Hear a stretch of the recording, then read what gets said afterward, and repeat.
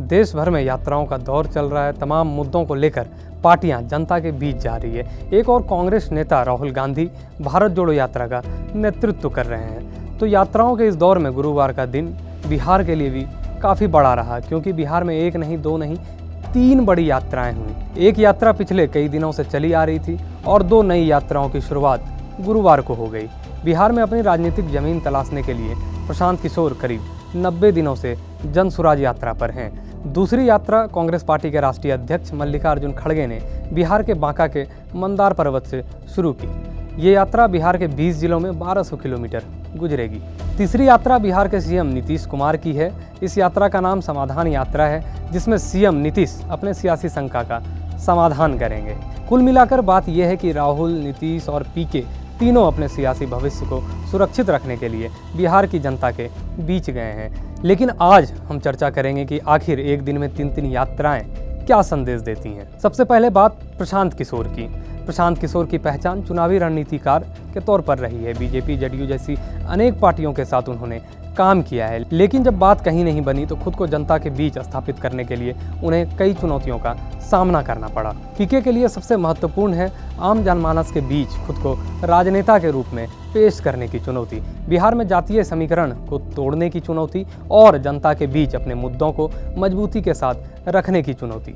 जनसुराज यात्रा के माध्यम से पीके खुद के लिए सियासी जमीन बनाने की कोशिश में है और इसका एकमात्र विकल्प छोटे जगहों पर जाकर अपने जनाधार को तलाशना है। बिहार में कांग्रेस के राष्ट्रीय अध्यक्ष खड़गे की अगुवाई में कांग्रेस भारत जोड़ो यात्रा पर निकली है। दरअसल बिहार की राजनीति में कभी मजबूत पकड़ रखने वाली कांग्रेस बिहार में 1990 के बाद से वैशाखी पर चल रही है। आज के वक्त में उसका अपना कोई जनाधार नहीं है। हाल में ही अखिलेश प्रसाद सिंह को कांग्रेस ने प्रदेश अध्यक्ष बनाया, तो अब माना जा रहा है कि इस यात्रा के माध्यम से 2024 लोकसभा और 2025 के विधानसभा चुनाव में कांग्रेस अपने ट्रेडिशनल वोटर यानी अगड़े वर्ग को साधने की कोशिश कर रही है। कांग्रेस इस बात को जानती है कि बिहार में बीजेपी के उदय से पहले ये वर्ग कांग्रेस के पारंपरिक वोटर माने जाते थे। अब बात नीतीश कुमार और उनके समाधान यात्रा की। नीतीश कुमार का यात्राओं से पुराना नाता रहा है। उन्होंने पिछले 18 साल में 13 यात्राएं की है। फरवरी 2005 का वो दौर आपको याद होगा जब न्याय यात्रा निकालने के बाद नीतीश कुमार बिहार के सीएम बने थे।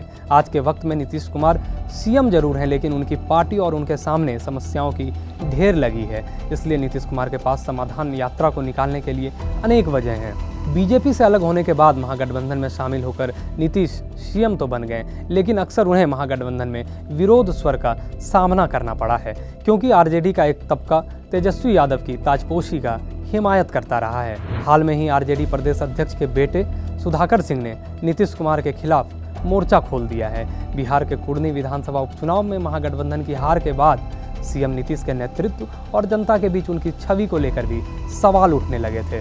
नीतीश कुमार और जदयू के लिए बिहार विधानसभा का चुनाव और उपचुनाव दोनों के परिणाम निराशाजनक रहे। पिछले दिनों शराबबंदी के फेल्योर से भी नीतीश कुमार काफ़ी परेशान हैं।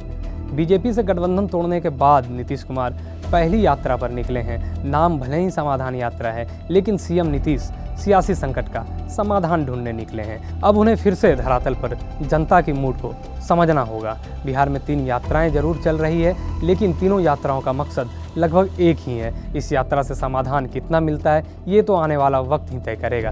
फिलहाल दीजिए इजाज़त। देश और दुनिया की तमाम खबरों के लिए देखते रहिए ABP लाइव।